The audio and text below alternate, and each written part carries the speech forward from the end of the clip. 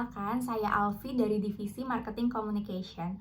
Pada video kali ini, izinkan saya sharing sedikit soal bagaimana mengoptimalisasikan sebuah sosial media bagi suatu perusahaan ataupun brand. Disclaimer sedikit ya, pada video kali ini semua statement yang saya sampaikan bersumber dari YouTube, buku, dan juga artikel-artikel yang saya baca. Sehingga jika ada kekeliruan yang saya sampaikan dan jika ada kata-kata yang dirasa kurang tepat, saya sangat terbuka atas sharing ataupun diskusi yang bisa kalian tuliskan di kolom komentar ya. Saat ini banyak sekali brand-brand atau perusahaan yang sudah menggunakan sosial media untuk mempromosikan brand mereka atau sekedar menyampaikan pesan yang ingin mereka sampaikan. Tapi apakah benar sosial media seefektif itu untuk menghasilkan uang atau untuk menjual produk? Gimana sih caranya mengoptimalkan sosial media agar dapat menghasilkan sales yang tinggi? Kalian penasaran kan gimana caranya? Let's enjoy the video. Pertama-tama, apa sih sosial media?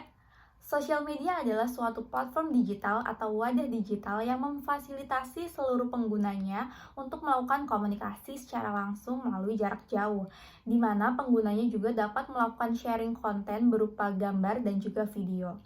Sender dan receiver di sosial media, mereka dapat melakukan komunikasi melalui fitur-fitur chat, live streaming, dan juga voice note. Sekarang banyak sekali sosial media yang berkembang di masyarakat dengan berbagai macam fungsi dan juga tujuan.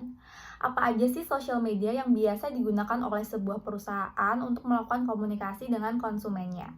Yang pertama ada Instagram, TikTok, Snapchat, LinkedIn, Twitter, Facebook, dan lain sebagainya. Data juga mengatakan terdapat 84% pengguna internet di dunia memiliki sosial media.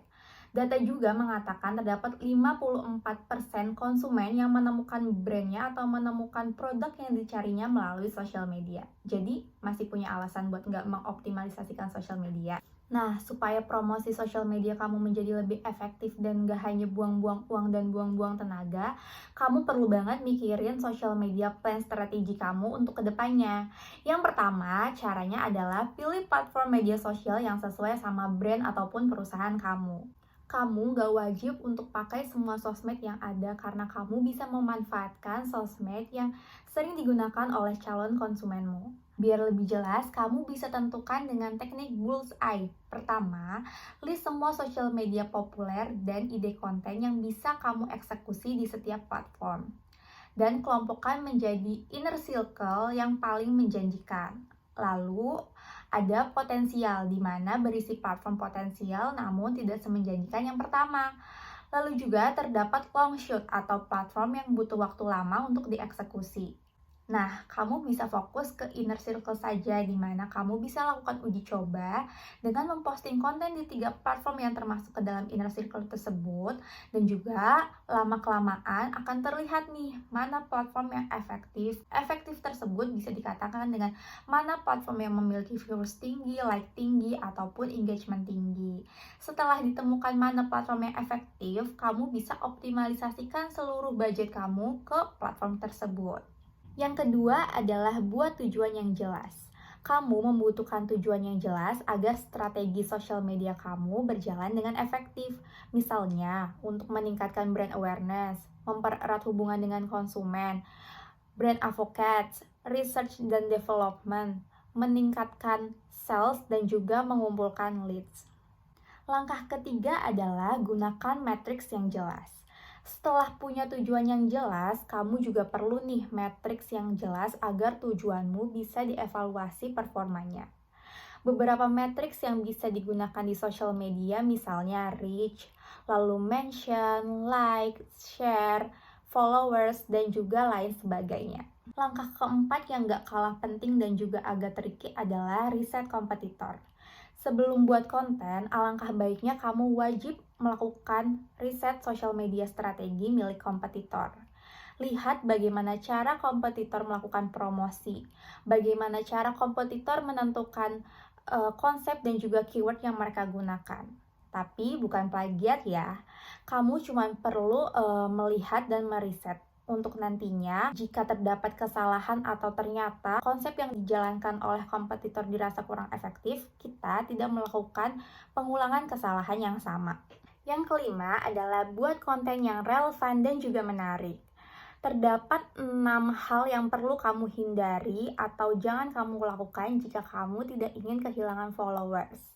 Yang pertama adalah terlalu banyak konten promosi. Kamu bisa selingi konten-konten gimmick dan konten lainnya di sosial media kamu. Yang kedua adalah tidak sesuai dengan kebutuhan calon konsumen. Yang ketiga adalah terlalu sering posting. Kamu cukup posting 1 hari sekali di sosial media kamu. Dan juga jangan terlalu jarang posting karena konsumen kamu bisa lupa terhadap perusahaan ataupun brand kamu. Yang selanjutnya adalah tidak menjawab pesan dan komentar. Banyak sekali komunikasi yang dilakukan oleh calon konsumenmu melalui kolom komentar. Jangan sampai konsumenmu merasa terabaikan. Yang keenam adalah tentukan waktu posting. Sebenarnya tidak ada teori yang menjelaskan jam berapa waktu posting yang baik untuk sebuah platform sosial media. Setiap platform ataupun setiap perusahaan memiliki karakteristik yang berbeda-beda. Jadi, kamu bisa menggunakan cara dengan mencoba-coba posting di jam-jam yang berbeda setiap harinya. Setelah beberapa waktu, kamu analisa bagaimana performanya. Setelah ditemukan jam mana yang efektif, kamu bisa membuat kalender posting di mana kamu memasukkan semua konten ke dalam kalender tersebut agar kamu tidak lupa untuk posting di jam posting tersebut. Yang terakhir atau yang ketujuh, memaksimalkan penggunaan ads. Jangan ragu untuk menggunakan iklan untuk mengoptimalisasikan sosial media perusahaan ataupun brand kamu. Dengan kita mengoptimalisasikan ads, kita dapat melakukan atau menjangkau audiens tanpa dibatasi oleh waktu. Kita juga bisa memilih objektif audiens, di mana objektif tersebut disesuaikan kepada bisnis kita. Bisa dengan traffic, ataupun message, ataupun hanya sekedar untuk meningkatkan awareness. Terima kasih sekali lagi saya ucapkan kepada semua teman-teman yang sudah menyaksikan video ini hingga akhir. Semoga apa yang saya sharing atau apa yang saya sampaikan dapat memberikan manfaat untuk karir teman-teman. Bye tim!